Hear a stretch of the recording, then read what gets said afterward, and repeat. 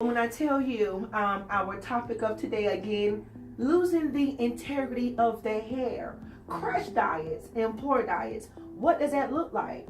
And so, Dr. Hill, when I say, losing the integrity of the hair, what does that mean to you? So just losing integrity of hair, of course there's always kind of manipulative things that we can do, just processing, but even when the hair is growing from baseline out of the scalp, you always want to make sure that you're supplying with enough nutrients and resources for optimal growth. So crash diets and FAD diets, we can definitely talk a little bit about what you may be doing for the greater good, just making sure you're not starving the hair and the nails and the skin, so you can have that glowing end result that you're looking for. Okay, well now you just stated something, starving the hair. And so we're at the first of the year, okay, the end of the quarter of the first quarter actually. And so when you talk about starving the hair, a lot of us are starving ourselves. Right now everyone is dieting. Well, for the most of us are dieting right now. And so, you're eliminating so many things from your diet. You skipping meals, and so when you're talking about starving, what is that doing to the hair? Absolutely. So everyone, you get your goals. Everybody got the body goals. Yes. And there's a lot of low carb, ketogenic, vegan, a lot of different lifestyles and dietary, I won't say restrictions, but just kind of modifications that people do. But you really have to make sure you're still getting those macro and micronutrients. So the macronutrients, making sure you're getting those proteins, those fats, those carbohydrates. And those micronutrients, making sure you're getting those vitamins and minerals, which are essential to hair growth. A lot of times, I always explain to my patients, when they come in for hair loss conditions, first thing we have to do is make sure they're getting adequate protein intake and their macro and micronutrients are all being taken care of. And you'll hear me always say it, if you try not to rely on a supplementation, if you can get those macro and micronutrients in its raw form, in its natural state, you're going to absorb it a lot easier and better, as opposed to a pill or a capsule where they usually need 300 to 400% for you to absorb almost 100% value that you need for the day. So in regards to a lot of those type of nutritional points, if you're not able to keep your reservoirs up, when you go to sleep at night, I always tell everyone, you are going to be reducing the amount, you're really going to be helping with repairing the system, repairing the body. So you're going to go from the most important things down to the least important. So your brain, kidneys, liver, all those vital organs necessary for survival, those are going to actually use all that protein first. Yes. And then your body says for survival, skin is next, and then hair and nails, they're at the bottom of the totem pole. So if you don't have enough of those macro and micronutrients, that's going to be the areas that suffer the most. Oh, absolutely. Okay, again, go ahead and share this, because you are really feeding us with some great information, Dr. Hill. And so when I tell you, when it comes to, and us as hair care providers, clients always want to say, I'm eating this and I'm drinking the water, and no, I eat protein and I'm taking, different supplements, but not truly understanding how much they have to consume first. Your organs are going to get it first, and then the hair, skin, and nails is the last, parts of the body to receive whatever is left. And so thus starts the breaking down of the hair. Some people would think that, that when they start seeing the hair shedding or breaking, that's when it started. But what would you say, Dr. Nikki?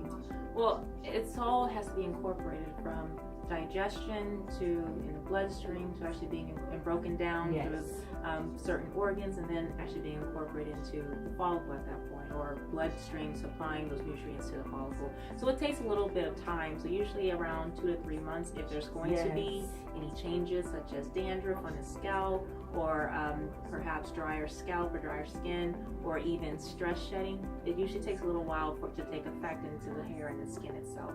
So it's always important to also understand, like, your hair is not just protein alone.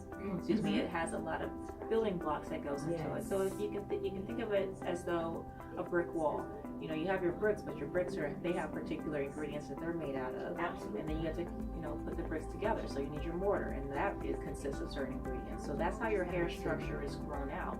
So it's not just one thing that it's relying on, but a multitude of nutritional aspects. So you got your amino acids, your biotins, and you have your protein breakdown, but you have a lot of other resources in there that are necessary to make sure that integrity of that hair and nails is there. Absolutely. So now when it comes to, and again, as you just stated, Dr. Nikki, we're talking about 2 to 3 months. A lot of clients initially say, okay, this is what I did yesterday. This is what I did this past week, 2 weeks ago. And not truly understanding, you have to go back and it says, what have I been doing for the past 2 to 3 months? So when it comes to the crash diets, poor diets, you have to understand that you may not see the effects of that right then at that point in time. But now over time, that hair becomes weak. Absolutely. And it's just, we all have stores that our body keeps for certain vitamins and minerals and nutrition. And so it also takes a little while once you deplete those, for you to actually deplete those stores, or start to deplete them, to where you start having some sequelae or consequences of that. So that's why it also takes a little bit of a lag, because say iron and ferritin's your storage channel for iron. So usually people, when they start dropping their iron levels down, they start pulling from their ferritin stores that they've been saving, kind of like a squirrel, they save their nuts over the winter break, so they had a little something to snack on. So you start pulling from that resource, and those storage units, after a while, they start going down. So in the beginning, your iron levels can stay high because you're pulling from your storage. But after a while, when your storage goes down, then you start seeing the results of your iron deficiencies. Absolutely. Thus, it's going to show, in the hair, in the signs of weakness, shedding. Absolutely, absolutely. So, it's very interesting again at how the flow of the body works, and to understand, when it comes to hair care, those are the things that you have to consider. When it pertains to your dieting, those are the things that you have to consider. So what are some things that people can actually put in their diet, when it reflects to like food that would be very essential for, the strengthening of the hair? So you have, everyone goes back to the original triangle pyramid from back in school days. But you just want to make sure you're getting vital foods from those particular groups. But when you break it down to like proteins, if someone does eat meat, making sure they're like kind of incorporating a little bit of red meats in there, which is higher in iron and proteins, eggs, fish, certain fish products, but just also making sure you're having a nice blend of different colorful raw vegetables if possible, and fruits. I know a lot of people like to steam and saute and do different things with their vegetables, but if it's not crunchy, that means you're now bringing it down to starch, and it breaks down to sugar. So you shouldn't really want your vegetables to be too mushy, because now you've actually altered the protein and the nutritional value of them. So in raw states are the most optimum, but of course if something needs to be blanched, or even if it is cooked, just make sure it still has a little bit of crunch to it, so it's not completely broken down. Wow, great information there, Dr. Nikki. And that is the benefit of having been connected to a dermatologist, one, that is into hair care. Not all dermatologists specializes in hair care.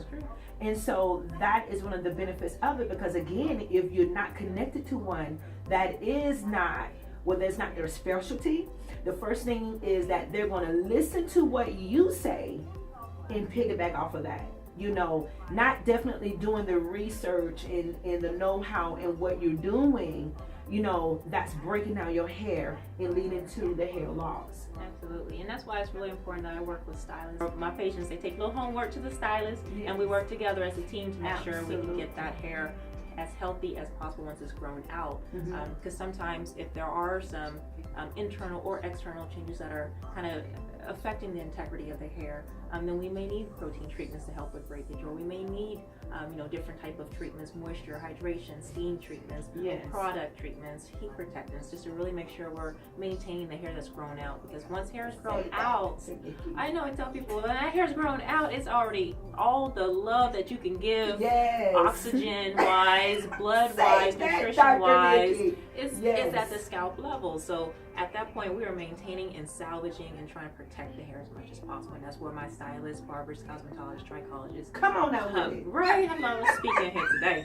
That's where they really pull together and we can be a Yes. team, make a team effort, because it's not just a one-sided show. So it's a, what you say, it takes a whole community. Absolutely. Keep that hair looking right. Yes. Teamwork makes the dream work. So I tell you, thank you so much for the information that you have given us today. And then also too, again, you wanting to share this information. And Dr. Hill, where can they locate you at? Absolutely. If you are suffering from hair loss or know someone who is, you can always reach out.